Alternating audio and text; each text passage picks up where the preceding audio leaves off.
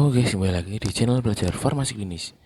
Kali ini saya akan belajar tentang perbedaan pengelolaan sediaan farmasi dan bahan medis habis pakai di rumah sakit, apotek, dan puskesmas.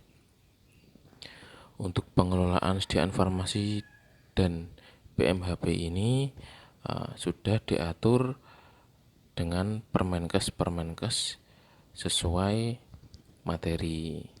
Untuk pengelolaan sediaan farmasi dan PMHP di rumah sakit itu ada di Permenkes nomor 72 tahun 2016.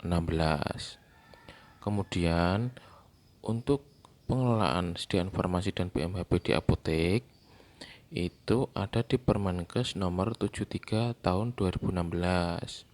Sedangkan untuk pengelolaan sediaan farmasi dan PMHP di puskesmas itu ada di Permenkes nomor 74 tahun 2016. Jadi sudah urut. 72 itu di rumah sakit, 73 di apotek, dan 74 di puskesmas. Tahunnya sama, 2016. Jadi 72 Permenkes nomor 72 tahun 2016, 73 tahun 2016, 74 tahun 2016 tentang standar pelayanan kefarmasian ya di rumah sakit, apotek, dan puskesmas. Kita mulai. Nah, ini sudah dibedakan menjadi 3 tabel ya. Untuk rumah sakit yang warna biru muda, kemudian untuk yang apotek berwarna ungu muda, dan untuk puskesmas berwarna oranye muda.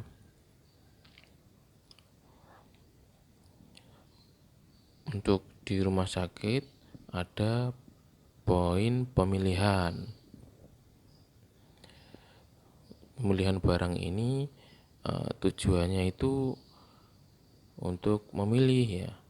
Ada pemilihan karena di rumah sakit itu punya standar formularium sendiri. Formularium obat di rumah sakit. Kalau apotek kan sesuai kebutuhan, jadi langsung perencanaan.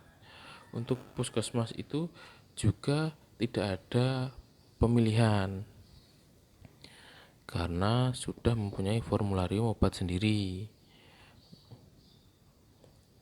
Yang ada pemilihan itu di rumah sakit karena perlu menentukan obat yang masuk dalam formularium obat di rumah sakit. Kemudian kedua, perencanaan. Di PMK 72, 73, 74 itu ada poin perencanaan.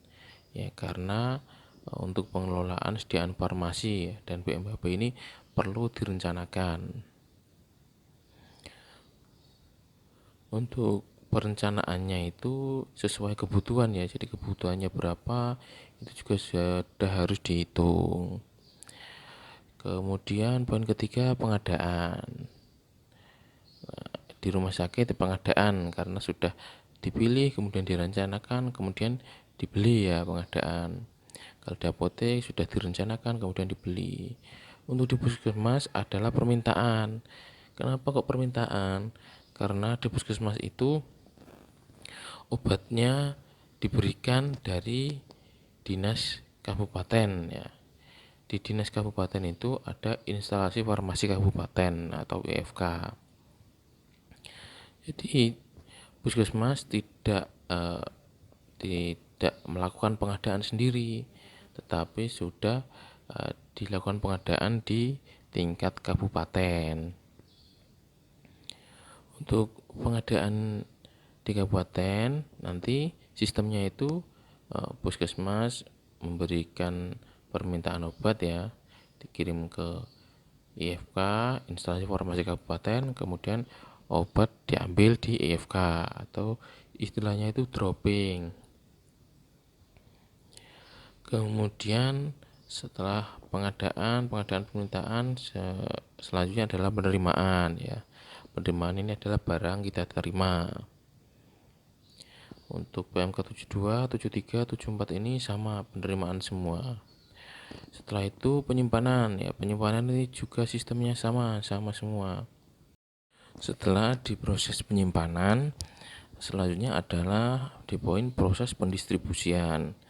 Untuk di rumah sakit ada proses pendistribusian, untuk di apotek tidak ada. Untuk di puskesmas ada proses pendistribusian.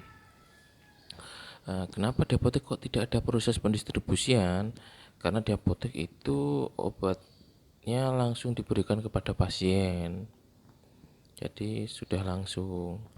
Eh, di rumah sakit ada proses pendistribusian. Pendistribusiannya kemana?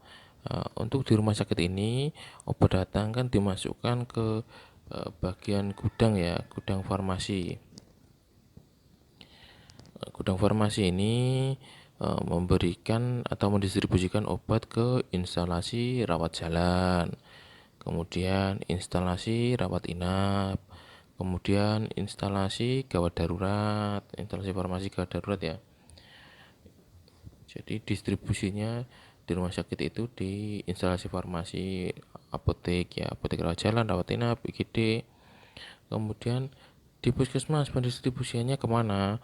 Untuk di puskesmas ini proses pendistribusian obatnya itu ke puskesmas pembantu ya, atau singkat pustu, kemudian polindes ya, obatnya didistribusikan.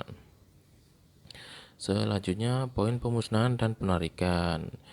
Di semua PMK di standar pelayanan kefarmasian di rumah sakit, apotek, puskesmas ada pemusnahan dan penarikan ya. Pemusnahan dan penarikan ini bisa dikarenakan expired date atau kadaluarsa, bisa juga ada faktor lain ya, atau barang rusak atau bagaimana, perlu dilakukan penarikan.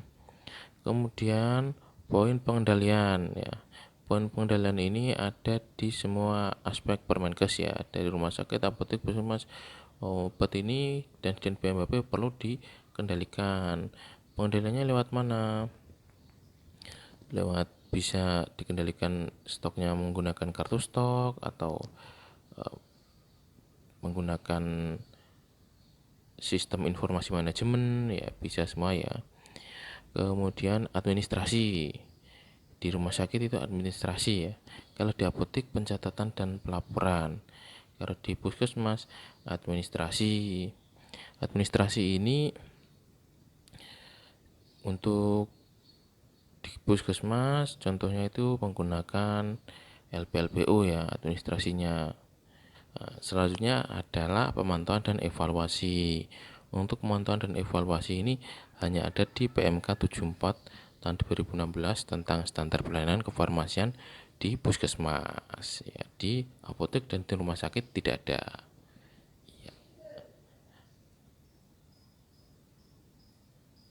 Baik, selesai sudah pertemuan kita kali ini. Kita ketemu di video berikutnya. Salam belajar farmasi klinis, semangat belajar.